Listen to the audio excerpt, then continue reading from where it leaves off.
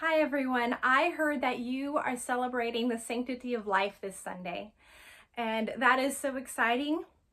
The life of the unborn baby is something that I am truly passionate about. And while there are people who can come up with many reasons to try to tell us why abortions are okay or even merciful, if you can believe that, I don't. And while there are many biblical and scientific arguments that we can use against this, I choose to share my story, or rather, my daughter's. So that is what I am going to do with you today, and just share this piece and the story of my life in honor of the sanctity of life. See, it began halfway through my pregnancy with my second child. We already had a beautiful 2-year-old little girl, and we were so excited to grow our little family. I went in for what should have been a normal, routine, and even fun sonogram to find out the gender of the baby.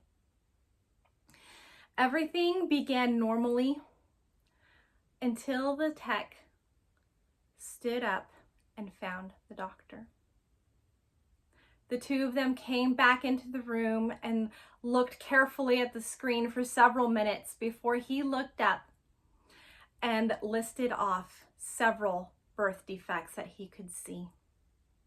He didn't expect this baby to live much longer. If it did, then birth itself could kill it. And if the baby happened to beat these odds, it would have severe brain damage.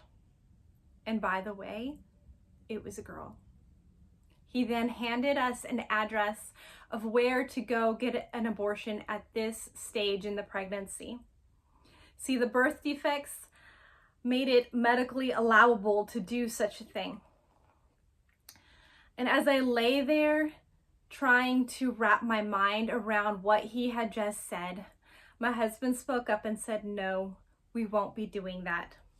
See, we knew where we stood.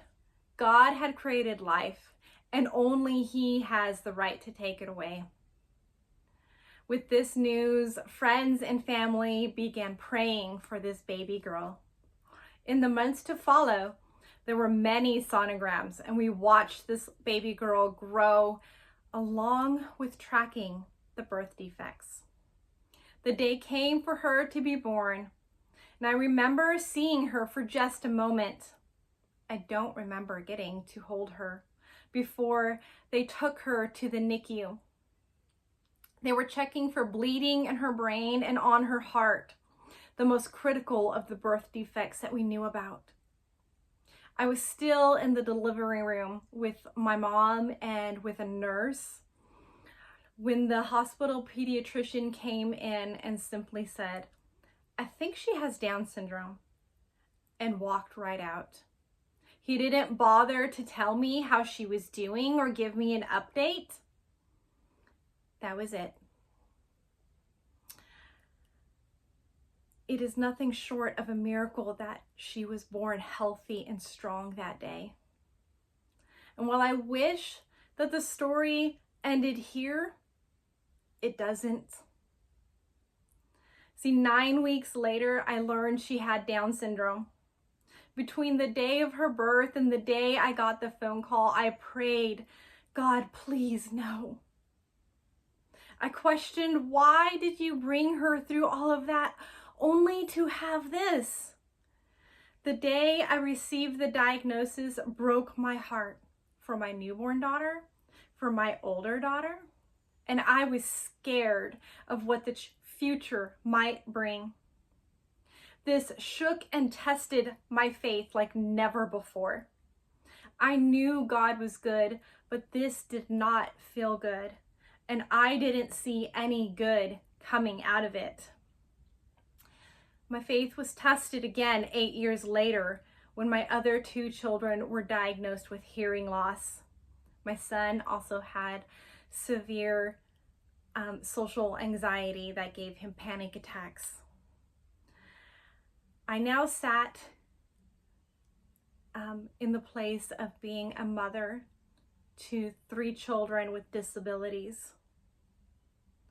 And it was hard. But I chose to trust God even when I didn't understand. In time, I learned to let friends into this broken part of my heart. Under the teaching of one of my pastors, who himself has 2 daughters with severe special needs, I learned that these children's lives preach the loudest sermons without saying a word. Though these children are weighted blessings, God has counted us worthy to walk this path and to care for the least of these. When Jesus was asked why a man was born blind in John chapter 9, he said, "This happened so that the works of God might be displayed in him." My daughter's name is Grace, and she has taught me more about God's grace than anything else in my life. I see God's grace in her very life and in the strength and comfort that he gives me to care for her and for her siblings.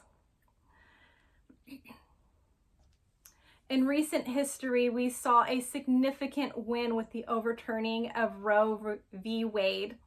Now each state sets the law on abortion.